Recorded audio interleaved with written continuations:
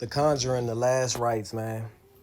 I was looking forward to this movie. I stay away from a lot of trailers now, but let's skip all that. We start off with, the Warrens having a daughter, and she was like a stillborn. I don't know the significance of that, but she was a stillborn, came back to life. And then we go to the house that's gonna have all the problems, which is basically like the beginning of Home Alone. 8 people in the house. This mirror gets brought to the house, and the mirror is the demon. You already know it's always an object. On the family side, on the Warren side, you got they moved up in time. The Warren's daughter is dating this boy. Boy come around. They kind of give us that typical, father not really feeling the boy. Mom likes the boy. Boy has been 6 months. He wants to get married. The dad's kind of like, nah, but then she sees the ring. He asks anyway, blah, blah, blah. There's a lot of like family stuff. I'm like, it's the scares are like here and there. They're too far and in between, man. It take too long to get started. So every now and then you go back to the house, the Home Alone house with all the 8 people. They know the house is haunted at this point. At first, it's just like 1 or 2 people saying something. Then they try to throw the mirror away. And once the mirror breaks, glass start coming out. The girl throw it or whatever, blah, blah. So everybody's like, yo, the place is haunted. The dad don't believe it, but then next thing you know, the dad's floating up in the bed. So they can't really get nobody to help, but one of the fathers comes to the house. He go in the basement, start spraying the holy water around, and he's like, oh yeah, they gonna listen to me. Next thing you know, he dead, but the Warrens know him. So the daughter goes, checks it out. All this takes like an hour and a half to happen.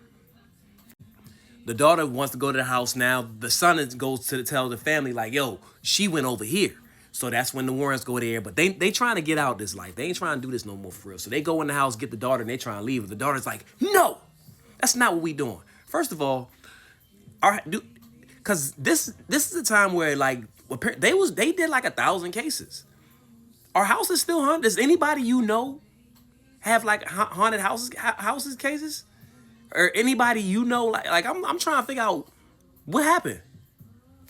Like for real, like this. Do I need to look it up where hauntings be going on? Because they had a lot of, and that was just one family. I'm sure it was other people doing it, I think. But it's like, yo, where is this? Like, I need to look into this and see if like people is going through this for real. So go back to the house. It's like they find out there's 3 spirits in the house hiding, the major big bad. They get in the attic and then you see the glass upstairs or whatever. Again, they like, oh, we got, this joint came back. And she's like, we threw it away.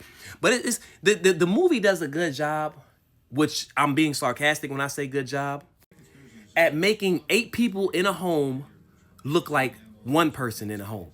First of all, I want to know how true this story was. I need to know if 8 people in the house, 4 of y'all need to be together at the same time. Anytime somebody take a bath, I need 3 other people in the bathroom.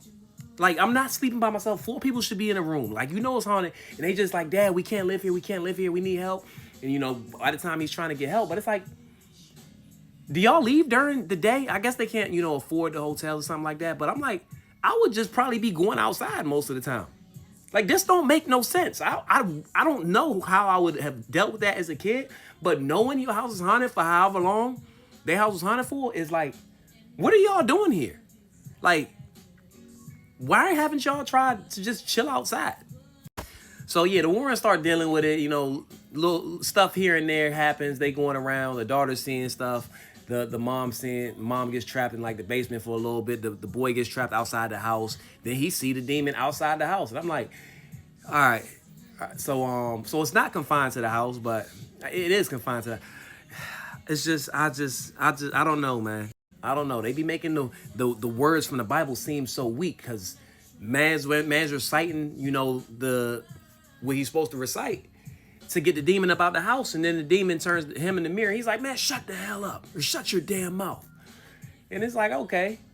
But to end it all, the girl just had to give some, you're out of here.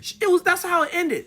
It wasn't the words of Jesus. It was the girl putting her hand on the glass and saying, you're out of here, or something like that. I'm like, damn, MLB? That's what it takes. They don't like baseball, but that's like the words of Jesus did nothing but that little quote sent their ass to hell. I don't know, man. Conjuring 3, man. Like the jump scares when they're there, they kind of good.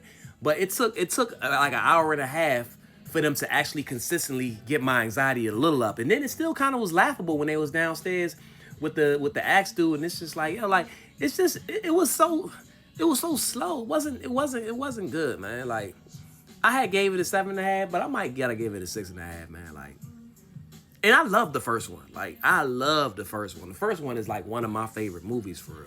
And I like horror movies. I be scary as a mug, but I was just disappointed, man. Like, genuinely. We out of here, man. They don't need no more time.